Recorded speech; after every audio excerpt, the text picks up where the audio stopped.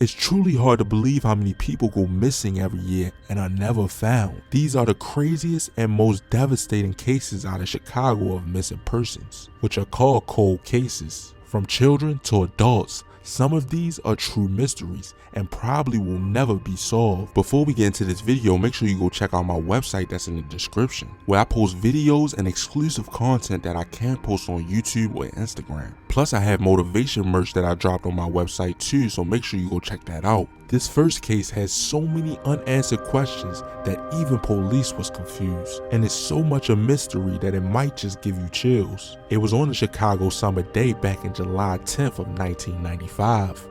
Kelvin Andrewin was only 16 years of age and was playing basketball with friends at a local park in Chicago that is also a mystery. I couldn't find any information on the park he was at or the friends he was playing with, but after hitting home, Brian was never heard from or seen ever again. And the crazy thing about this is first police would put him in the system as a runaway endangered person, but would change his status in 2003 to endangered missing person. Brian would be around the age of 45 of today of 2023. Plus, a journalist tried to reach out to his family but had no success back in 2018. And as of today, Brian Kelvin has a cold case. On July 6, 2001, Tracy Bradley left for work at around 6:30 a.m., leaving her daughter's 3-year-old Diamond and 10-year-old Toyonda home alone, with strict instructions not to go anywhere or answer the door for anyone. Tracy's other daughters, Rita and Victoria, were spending the night at their grandmother's house. Victoria's birthday was the following day on July 7th. Over the next few hours, Tracy called home several times, but the girls did not answer. At around 11:30 a.m., Washington picked her up from work and drove her home. When Tracy arrived to her apartment, the girls were gone, but they found an unusual note in the living room saying that the girls were going to a nearby store and a playground. But family members knew that Toyonda wouldn't write a note like this because she had a cell phone just to call her mother if she needed to. Tragically, the two girls were never seen again. Tracy and George then went to a nearby grocery store, but didn't find any clues. When they returned, Tracy began to call neighbors and relatives, desperately searching for her two daughters. George Washington left to meet another girlfriend though, while the Bradley family combined together to search for the two girls the next 7 hours. Tracy would then call the police around 7:30 p.m. Just keep my strength up by praying. 4 difficult years later, Tracy Bradley's prayers have yet to be answered, but she keeps hoping as the search for her 2 missing daughters goes on. Bradley says whoever took the girls also took a huge piece of her heart and her life. In your heart, though, you must wonder who would wanna hurt you. I don't know, and it just hurts a lot, you know. And it's gonna continue hurting until they return. I was going to work, be trying to make money, you know, to survive for me and my kids. Pay rent like gas, you know what I'm saying? So any parent would do that. And then there were days of questions from police. I went through the process and everything, you know.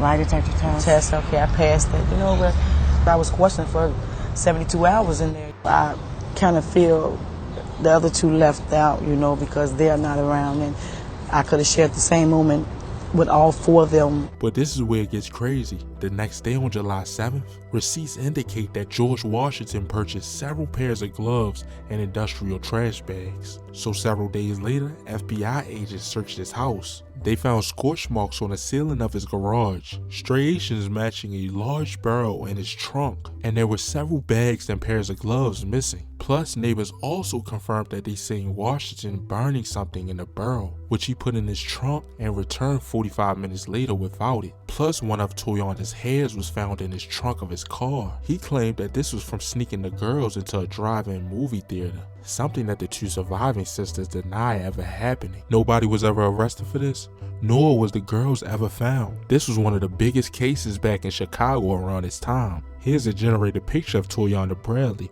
who would be around the age of 32 of today, and Diamond would be around the age of 26 of today. You guys can put together what you want on this case, but Tracy Bradley and George Washington are still alive and actually have a kid together. And these 2 sisters have a cold case. Breakdowns, I cry, you know, it's hurtful, you know, so yeah, I think about it a lot all the time. Not a day go bad though I don't think about my sister.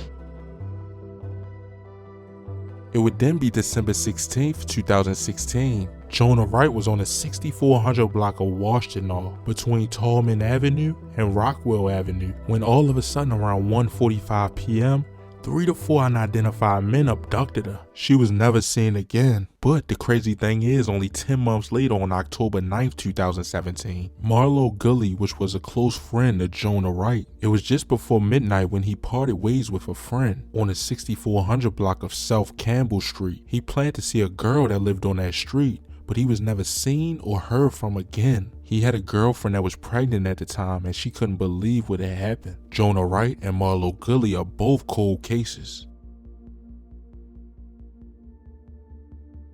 October 2nd, 2018. Throughout the course of the night, Kiara Coles entered her residence in the 8100 block of South Vernon. A man who police identified as a person of interest also entered the residence. Kiara Cole and the man later got into a car and drove off, with Kiara in the driver's seat. Minutes later, at approximately 10:43 p.m., Kiara Cole was seen on surveillance video using the ATM at a business in the 8600 block of South Cottage Grove. Less than 2 hours later, Kiara's vehicle was seen arriving and parking in another area of the city. Then the person of interest exits the passenger side of the vehicle, but nobody exits the driver's side. The next day on October 3rd, the person of interest is seen parking Kiara's vehicle near her residence, right before entering the building and exiting with unknown items. And allegedly the person of interest was Kiara's boyfriend at the time, which she was pregnant by. Her boyfriend was also allegedly in another relationship with another female, and she was also allegedly pregnant at the time with his child too. The two had 2 past children together too. Kiara Cole was allegedly known to not like this other girl, and Kiara's mother say they actually got in a fight one time allegedly. While attempting to locate her, officers forced entry into Kiara's apartment, but she was nowhere to be found. And as of today, the boyfriend has moved to another state and has allegedly put in no effort to search for Kiara Coles. Kiara Coles remains a cold case. Then it would be September 17th, 2019. 15-year-old Anisha Shields was last seen in the 6500 block of South St. Lawrence Avenue. According to the missing persons alert, she's 4'11" and 190 pounds. She also has brown eyes and black hair and long braids. There's not any other information on that case, and as of today, Anisha Shields is a cold case. Something that I realized when researching these missing people is that black males doesn't get nearly as much news coverage and attention as females. But the crazy thing about this is that black females doesn't get nearly as much attention or news coverage as white females. Plus, more money is usually poured into cases that involves white people. This last person barely has any information on the time that he went missing or his life. Keon Matthews, 25 years of age, was last seen on March 4th, 2022, near the area of Western Avenue and Adams Street. He is known to be 6'3", 197 pounds, with brown eyes and brown hair. He also may be in need of medication. There's many more missing person stories around Chicago and around the world, so there will be many more videos that I'll be making about this topic. Make sure you comment some different stories that you want me to cover or different places that you want me to cover on missing people. I'm here to help and bring to light the people that don't get talked about no more, that's been missing for years. But that'll be about it for this video. Make sure you like or dislike, comment, and subscribe, and let me know down in the comments what y'all want to see next. And as always, stay blessed, stay well. Yeah, I'm out.